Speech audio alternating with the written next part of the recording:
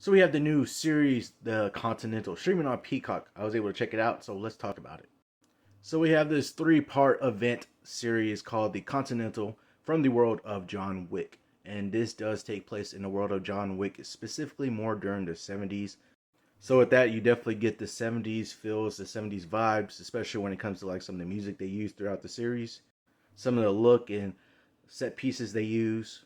Basically, the way this series plays out is basically like an origin story to the way that Winston becomes like or takes over the Continental. Basically, events transpire, and it just basically leads into him taking over the Continental.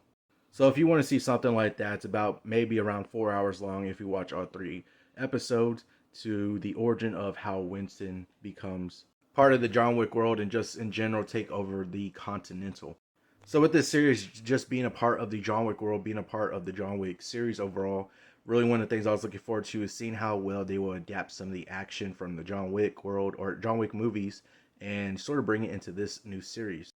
And I gotta say, the action is done pretty well in this series. Probably not exactly on par with the John Wick movies, but honestly, still done pretty well.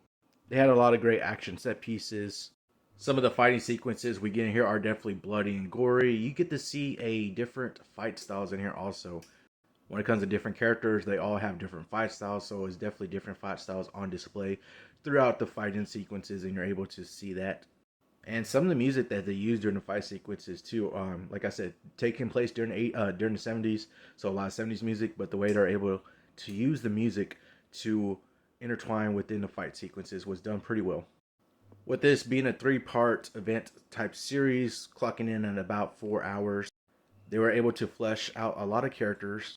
You're able to get some of their background stories and just see where some of these characters are coming from.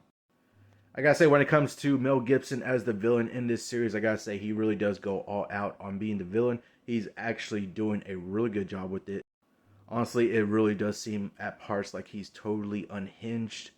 So you can see how Mel Gibson really was putting all his effort into this role and just going all out on it.